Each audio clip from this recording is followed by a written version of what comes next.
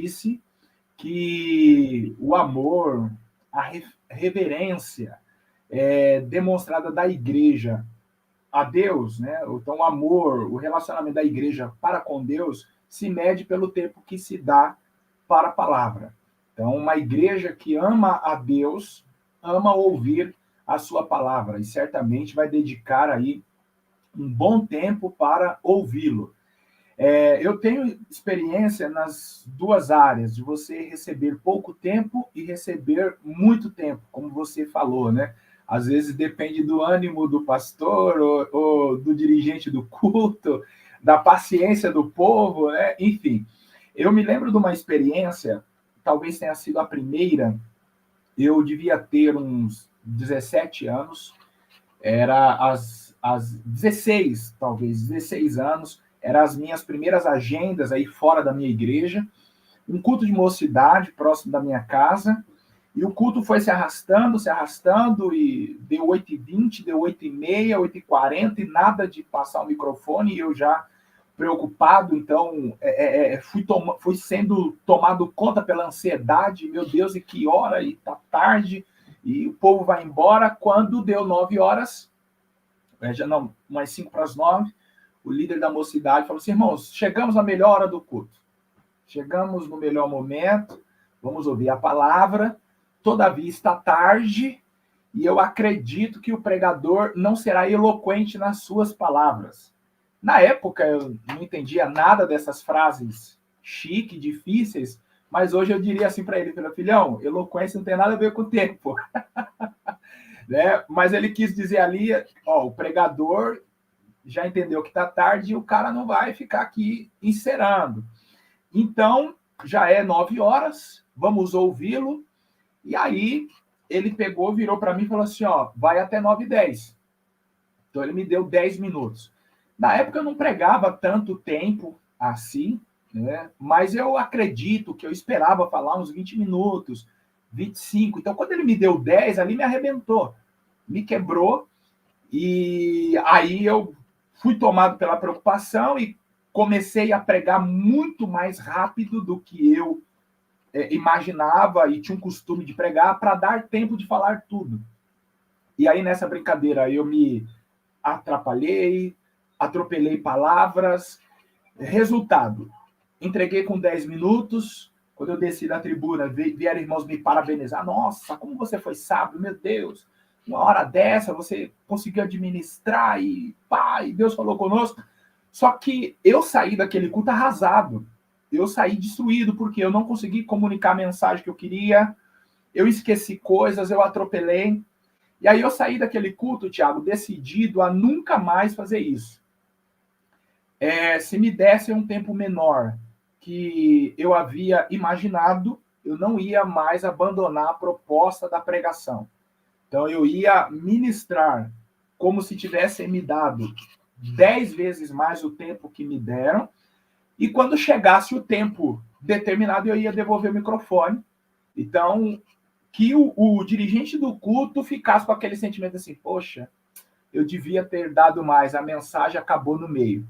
Porque é melhor ele se arrepender e numa próxima te chamar para ter um tempo maior do que você tentar entregar tudo, se atrapalhar como eu me atrapalhei e deixar o povo com a sensação assim, ó, graças a Deus que só foi 10 minutos, hein? Porque imagina se fosse 1 hora, a gente tá aqui para ouvir essa salada.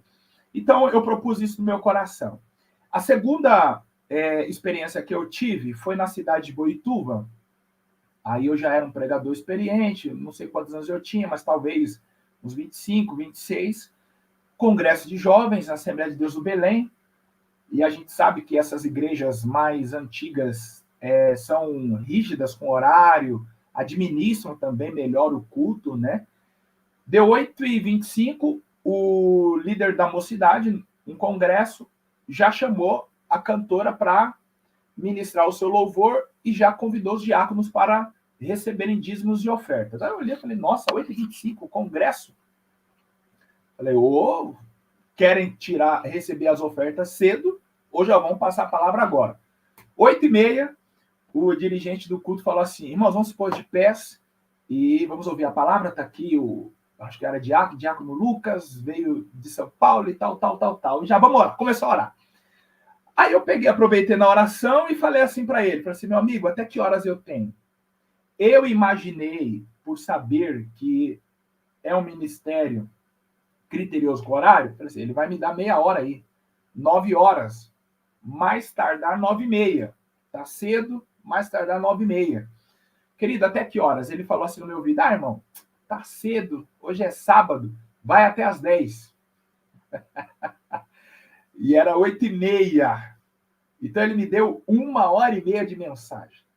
Eu esperava falar de 45 minutos a 1 hora. Ele me deu 1h30. Na hora que ele falou, você tem até às 10, que eu olhei e engoli seco. Falei, meu Jesus, 1h30. E preguei 1h30. O povo recebeu a mensagem. O pessoal que eu estava hospedado na casa, depois, na hora que estávamos jantando, deixaram transparecer que gostaram da mensagem, não estavam cansados. E aí, o que aconteceu? Como eu lidei com essa questão em esticar a mensagem?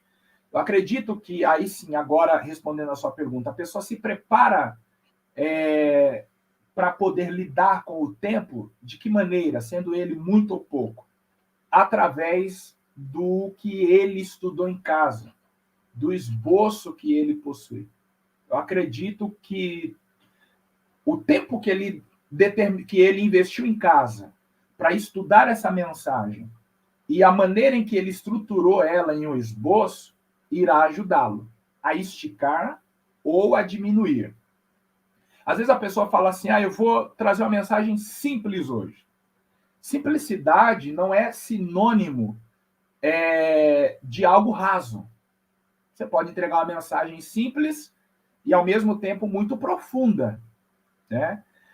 Você sabe, eu também sou confeiteiro, não estou na função, mas também sou confeiteiro, e quando fiz o curso, a chefe falava bem assim, você só consegue fazer um prato simples se você primeiro souber fazer os pratos mais complexos.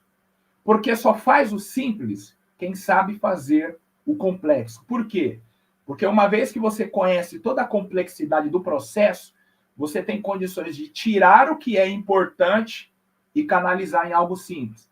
Então fica algo simples, porém muito saboroso. Então a mensagem simples não é aquela desprovida de conhecimento, mas é aquela mensagem que você ouve em pouco tempo, sem muitos termos teológicos, talvez, aí você fala, nossa, que profundidade bíblica, como Deus falou conosco.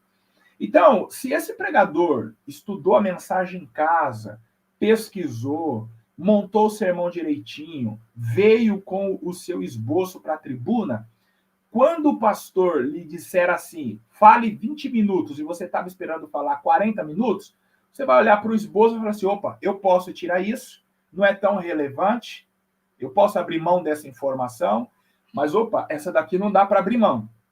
Eu vou ter que falar essa. Então, você consegue adequar a mensagem dentro do tempo, sem deixar o povo com a sensação que você não se preparou, ou se atrapalhou, ou fez de qualquer jeito.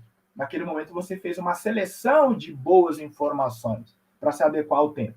E no caso em que você recebe um tempo além do que você esperava, como foi comigo, eu recebi 30 minutos, 45 minutos a mais do que eu esperava, você vai olhar para esse mesmo esboço e falar assim, opa, esse ponto aqui do sermão eu vou poder dar uma atenção maior.